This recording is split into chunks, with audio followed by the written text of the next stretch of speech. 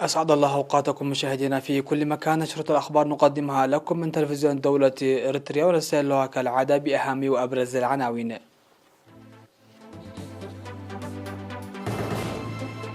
إصابة 96 مواطن بفيروس كورونا اليوم.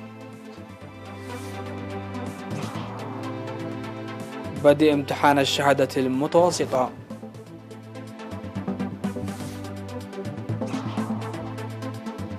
تخريج طلاب مدرسة وينا الفنية.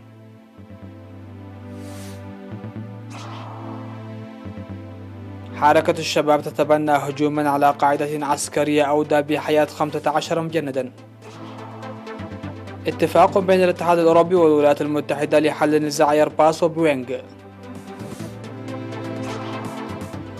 إصابة العشرات في تفجير استهدف قاعدة شمال شرق كولومبيا.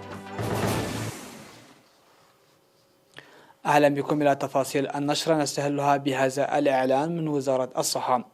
أعلنت وزارة الصحة أن الفحوصات المخبرية التي أجريت اليوم 16 من يونيو في مراكز العزل بأقاليم الأوسط والجنوبي وعنسبة والقاشبركة أظهرت إصابة 96 مواطن بفيروس كورونا، وظهرت 64 من الإصابات في أسمرة بالإقليم الأوسط و13 في الجنوبي، 4 منها في مندفرة و3 في دك أمحرم و3 أيضا في صرونا و2 في دبار و1 في صنعفة و10 إصابات في كرن بإقليم عنسبة و9 إصابات في القاشبركة، 2 في تسني و2 أيضا في قلوج، وكذلك 2 في أديبرة و2 في علي قدر و1 في بارنتوم. في غضون ذلك شفي 52 مرضى كورونا من الإقليم الأوسط، وبهذا بلغ عدد المصابين بفيروس كورونا في البلاد حتى الآن 5108 شفي، منهم 4537 وتوفي 17 مريض كورونا، فيما لا يزال 553 مرضى يتلقون العلاج في المستشفيات. وزارة الصحة 16 من يونيو 2021.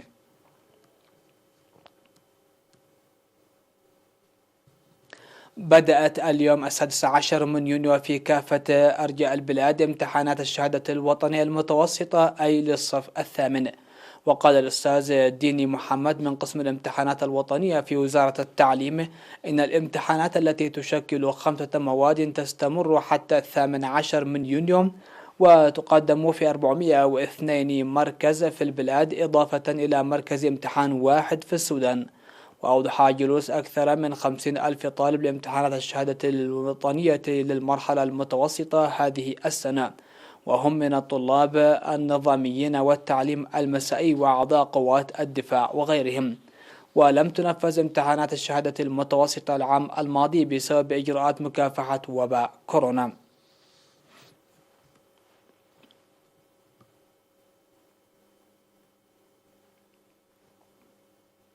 خرجت مدرسة وينا الفنية الداخلية 297 طالب يوم 13 من يونيو بالشهادة بعد دراسة لعامين. وتخرج الطلاب في الميكانيكا والحدادة والكهرباء والبناء والنجارة والخراطة والمسح والتخطيط. وأوضح مدير المدرسة الأستاذ قالاب زرو أن على الطلاب إدراك أن المعرفة المكتسبة هي بداية لمزيد من التطور بالعلم والعمل، داعيا تعزيز مساهمتهم في برامج تنمية البلاد. وأكد ممثل الخريجين على الاستعدادات للمساهمة بقوة في إعمار البلاد. تأسست مدرسة وينا الفنية الداخلية عام 1985 في منطقة الراق بشمال شرق الساحل في فترة الكفاح المسلح، وخرجت حتى الآن 3351 طالب وطالبة.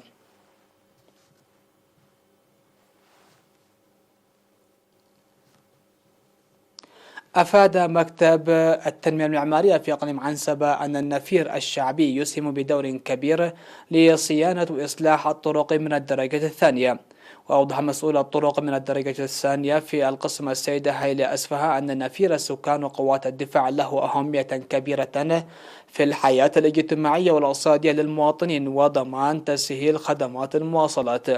وقال أن تضاريس إقليم عنسبة تكثر فيه الجبال، لذلك تحتاج الطرق عامة لمتابعة وصيانة مستمرة، ويجب استمرار المبادرات الشعبية حتى إيجاد الحل الدائم. وذكر التوصل إلى تفاهم لصيانة وإصلاح الطرق التي تربط مدينة كرن بالمديريات والمناطق والقرى التي تمر بها الطرق الرئيسية.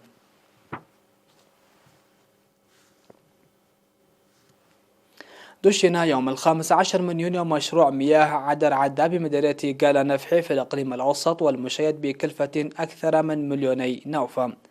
وأفاد مكتب خدمات المياه في الإقليم الأوسط أن المشروع الذي يعمل بالطاقة الشمسية يضم خزان سعة 250 برميل و4 نقاط توزيع وأنابيب بطول 3450 متر. وأشار مدير مديرية قالا نفحي السيد محاري يوهنس إلى معاناة السكان لعدم وجود خدمات مياه الشرب الصالحة، داعيا السكان للعناية بمشروع المياه لضمان استمرارية خدمته. وهنأ مسؤول قسم التنمية والمياه في الإقليم الأوسط السيد مسجانا جبر سلاسي حصول سكان قرية عدر عدا على خدمات المياه الصالحة، وحث على ترشيد الاستهلاك والعمل لدوام خدمة المشروع. وذكرت المرأة في عدر عدا معاناتهن والذهاب مسافة 3 كيلومترات لجلب المياه، وأن حل المشكلة سيسهم للاستفادة من الوقت المهدر لتطوير معيشتهن. وقدمت في المناسبة الشهادات التقديرية للمشاركين في العمل والمساهمين من أبناء القرية. وتبعد منطقة عدر عدا مسافة 23 كيلومتر إلى الجنوب من مدينة أسمرة.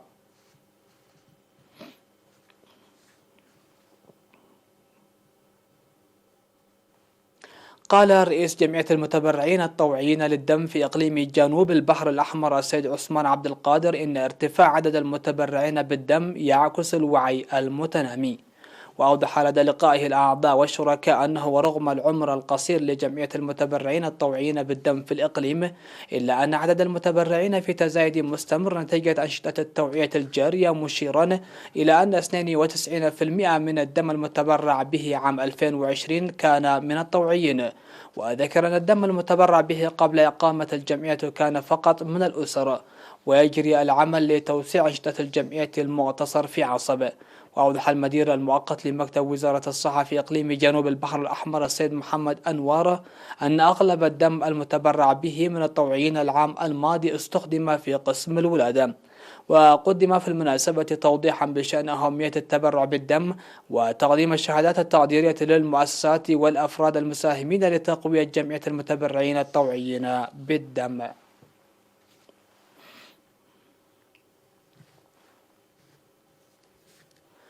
تلقى المزارعون الذين دمرت الثلوج مزارعهم الخريف الماضي في عد حسرة بمدينة أم نحيلي دعما بالذرة. وقدم 151 كنتال ذرة ل 127 أسرة قدمته أسرة السيد هبتاي كفنو المقيمة في الخارج. وعربت الأسر الحاصلة على الدعم عن شكرها بالإعانة المقدمة.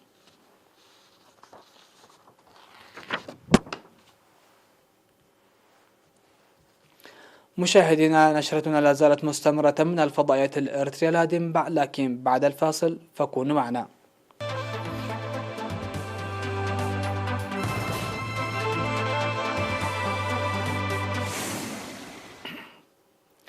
أهلا بكم. على الصعيد العالمي، أعلنت حركة الشباب المجاهدين مسؤوليتها عن الهجوم الذي استهدف قاعدة عسكرية في العاصمة الصومالية مقدشو، وأدى إلى مقتل 15 مجندا على الأقل وجرح العشرات.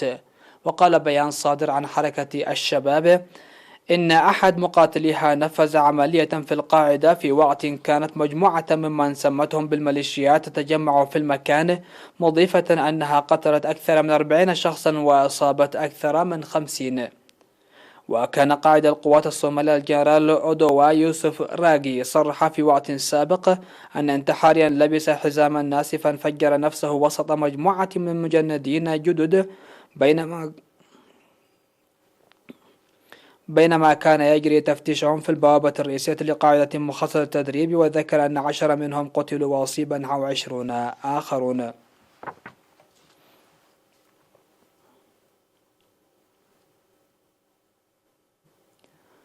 بعد نزاع استمر 17 عاما، تم التوصل إلى اتفاق بين الاتحاد الأوروبي والولايات المتحدة لحل خلافهما القديم حول الإعانات غير القانونية الممنوحة لشركتي إيرباص وبوينغ لصناعة الطائرات. ووافق الطرفان على تعليق الرسم الجمركية العقابية المفروضة في إطار هذا الخلاف لمدة 5 سنوات وفق ما أكده مسؤولون أوروبيون وأمريكيون. وقالت رئيسة المفوضية الأوروبية أرسولا فون دير لاين بعد وصول الرئيس الأمريكي جون بايدن إلى بروكسل لعقد قمة بين الاتحاد والولايات المتحدة أن هذا الاتفاق يمنح فصلا جديدا في العلاقات بين البلدين، لأنهما تتفقان من خلاف إلى التعاون في مجال الطيران بعد نزاع استمر 17 عاما. وتحاول الولايات المتحدة كسب تأييد الاتحاد الأوروبي في صراع القوة الذي تخوضه مع الصين، وتريد الاستفادة من هذه القمة لتهدئة العلاقات بين جانبي الأطلسي التي شهدت توترا شديدا خلال عهد الرئيس السابق دونالد ترامب.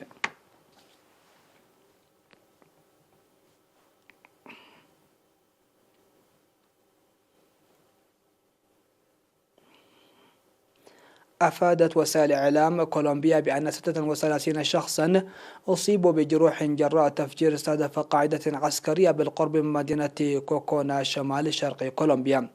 وقال صحيفة إبل نيمو الكولومبية إن مجهولين قاموا بتفجير سيارتين مفخختين داخل قاعدة للجيش الكولومبي. وفتحت السلطات الكولومبية تحقيقا في الحادث، حيث أعلن رئيس الجمهورية إيفان دوكي أنه أوعز لوزير الدفاع دييغو مولانو بالتوجه إلى مكان التفجير لمعرفة ملابسات الحادث.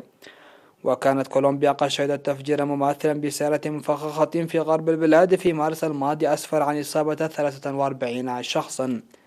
وتحمل السلطات الكولومبية الجماعات المتمردة اليسارية وخاصة جيش التحرير الوطني وفارك مسؤولية التفجيرات.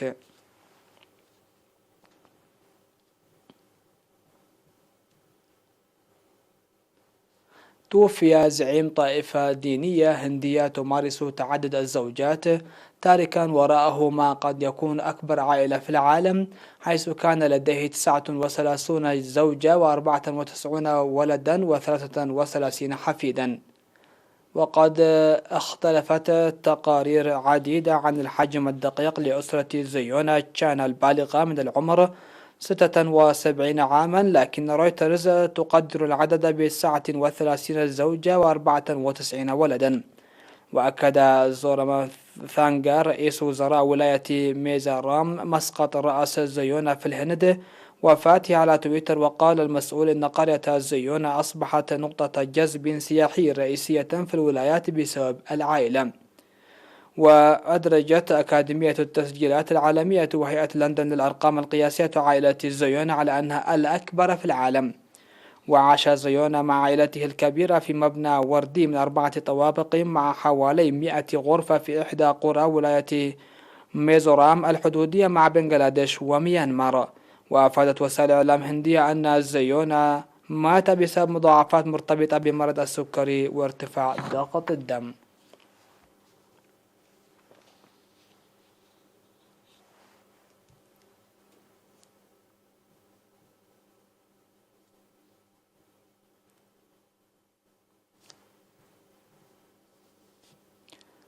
مشاهدون، ختام لهذه النشرة، إليكم أهم ما جاء فيها.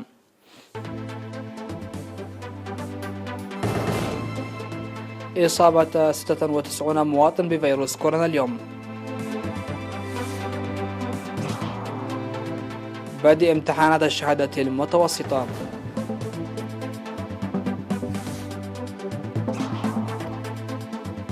تخريج طلاب مدرسة وينا الفنية.